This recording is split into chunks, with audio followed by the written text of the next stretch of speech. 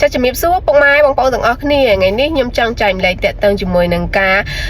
ដាក់កងក្នុងស្បូននៅប្រទេសជប៉ុនណាដោយ like ខ្ញុំផ្ទាល់គឺជាអ្នក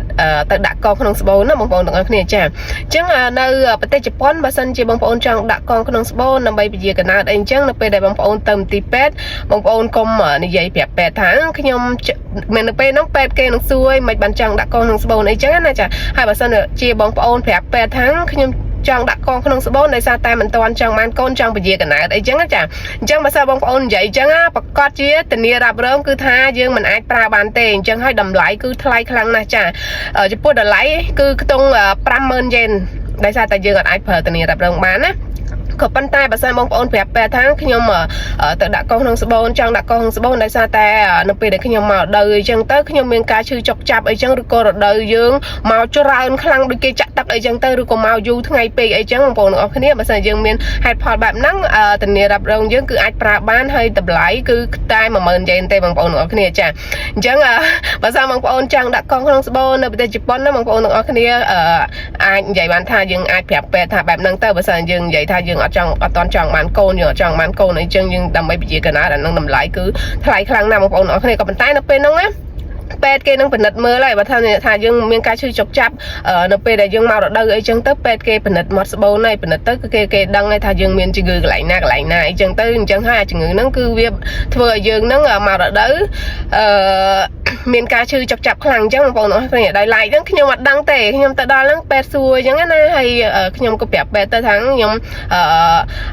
ចង់ពជាកណើតអញ្ចឹងណាហើយមួយទៀតហើយពេទ្យសួរថាឲ្យចុះពេលមករដូវមានការឈឺចុកចាប់អីអត់អញ្ចឹងហើយខ្ញុំថាពេលមករដូវម្ដងខ្ញុំឈឺអញ្ចឹងឈឺចង្កេះនិយាយទៅទ្រាំអត់បានទេតើលេបថ្នាំអីចឹងលេបថ្នាំបាក់ការឈឺចុកចាប់អីចឹងទៅបាន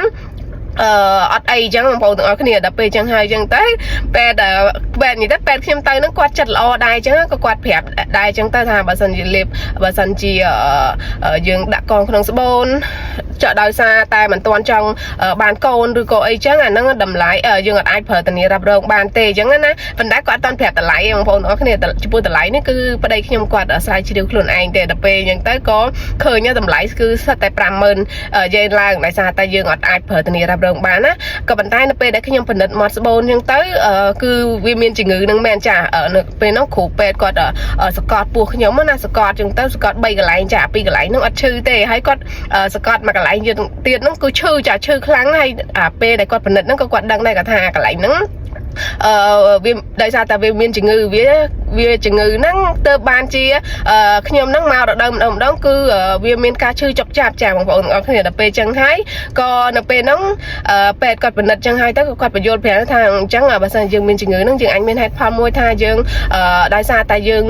មានមករដូវមានការឈឺចុកចាប់ខ្លាំងទើបយើងសម្រេចចិត្តដាក់កងក្នុងស្បូនអញ្ចឹងទៅចំពោះតម្លៃនៃការដាក់កងក្នុងស្បូនខ្ញុំគឺអស់តែ 10,000 យេនទេបងប្អូនទាំងអស់គ្នាអញ្ចឹងបើសិនជាបងប្អូនទាំងអស់គ្នាអាចថាមានមករដូវមានការឈឺចុកចាប់ខ្លាំងឬក៏មករដូវច្រើនអីចឹងទៅយើងអាចដាក់កងក្នុងស្បូនបានពីព្រោះអីអាការដាក់កងក្នុងស្បូននោះគឺវាកាត់បន្ថយការឈឺចុកចាប់